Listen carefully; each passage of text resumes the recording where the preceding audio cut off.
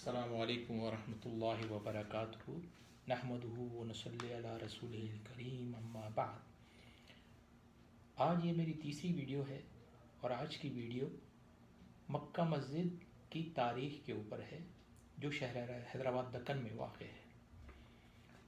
سلطان قلی قطب شاہ نے 1622 میں چار مینار سے متصل ایک مسجد کی تعمیر کا اعلان کیا اور یہ اعلان بھی کیا کہ جس کسی کی 12 سال کی عمر سے نماز پنجگانہ سے کوئی نماز قضا نہ ہوئی ہو وہ آگے آئے اور مسجد کا سنگ بنیاد رکھے۔ یہی مسجد بنام مکہ مسجد مشہور ہے۔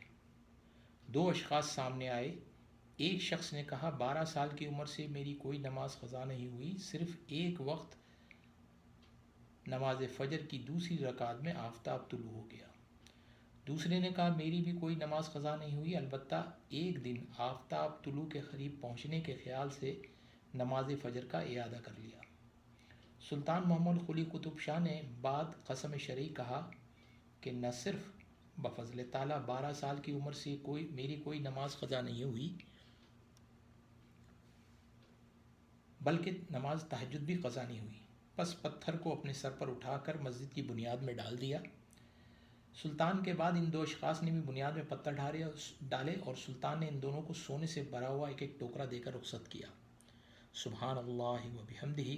جب اس زمانے کے بادشاہ ایسے متقی و پرہیزگار تھے، عوام کا بھی وہی حال تھا کہ سچ بولتے تھے۔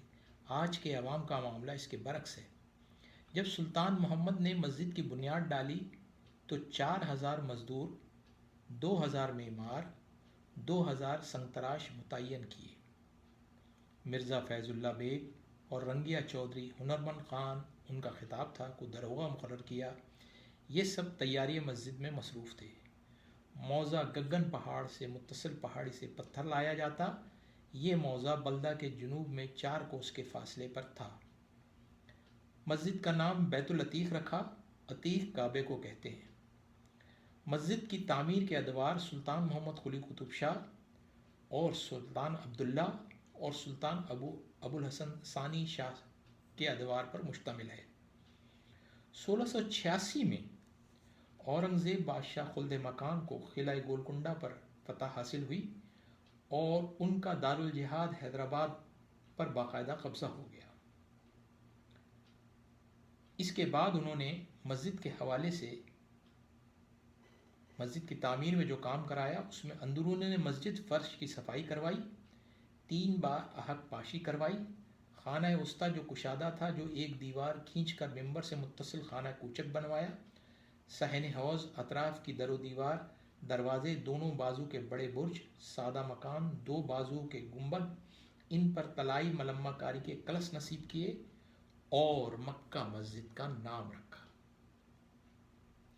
اس مسجد کا طول 70 گز، عرض 43 گز، اونچائی 21 گز ہے۔ دونوں جانب کے گنبد 15 گز، تلاکار کلش 13 گز اور سادہ مکانات بنائے گئے۔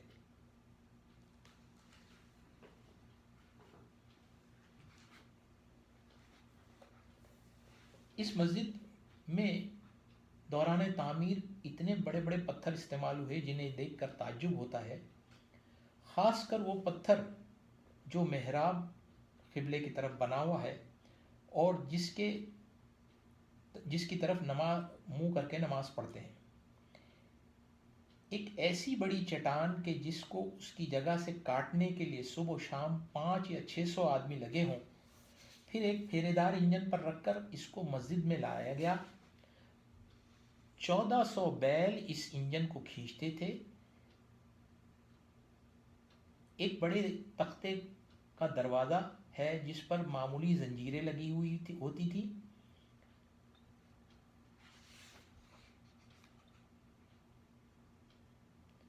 اس مسجد کے صحن کے بائیں طرف نظام علی خاں اور ان کے تمام جائے نشینوں کی قبریں ہیں اور ان کے قریب گزشتہ نظاموں کے رشتہ دار بھی مدفون ہیں۔